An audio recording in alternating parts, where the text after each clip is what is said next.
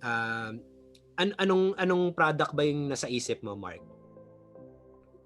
Sa tingin mo?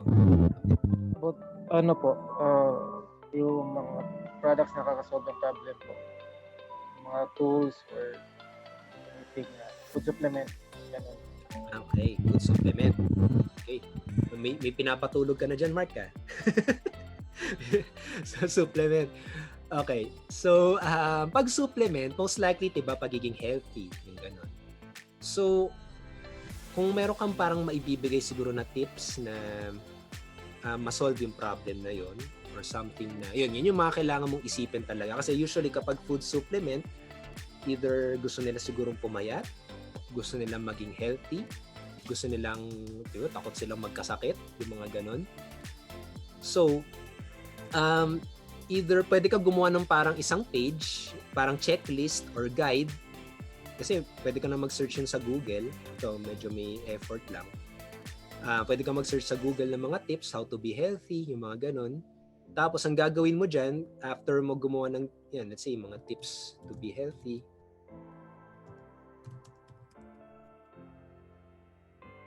yung mga ganyan, pwede kang gumawa ng parang isang short na ano lang, na parang opinion mo lang or may mga makikita kang mga vlogs dito. Ngayon, wag mo i-copy-paste itong mga vlogs na to. Gagawa ka ng parang version mo. Pwede kang kumuha ng 3 tips lang dyan.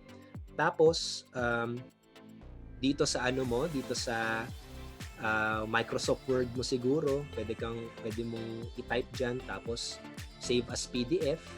Meron ata dyan yung export as PDF. Yan, pwede mong ibigay na parang free giveaway siguro. Okay? Para ma-implement mo yung reciprocity. Tapos once na nakuha nila yung free giveaway, pwede mo tanong, by the way, meron nga palang mga food supplement na gaya, paano kaya gagawin yan? Pwedeng ganito. Dito sa free na ginawa mo, pwede mo ilagay dito yung product mo. Pwedeng sa isang tip mo, using food supplements. Parang ganun. Ngayon, bakit? Pwede kang sumagot dyan na bakit mahalaga yung food supplement, ano yung naitutulong yan.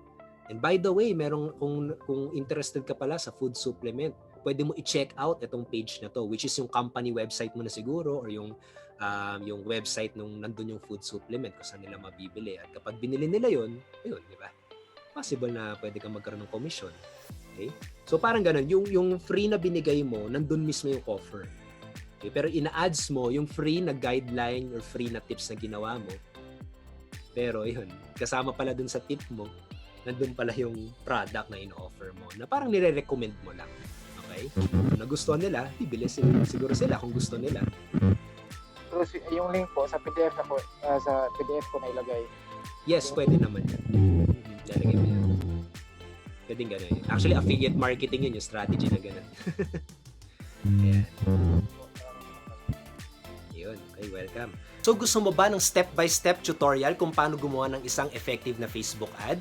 Make sure na i-click mo yung video dyan sa taas dahil pin-repair ko yun at tinuro ko yung step-by-step para masundan mo. Make sure din na mag-subscribe ka dito sa YouTube channel para lagi kang makakatanggap ng mga updated videos na parang ganito. Once again, I'm Raymond Tabaque and see you again sa next video.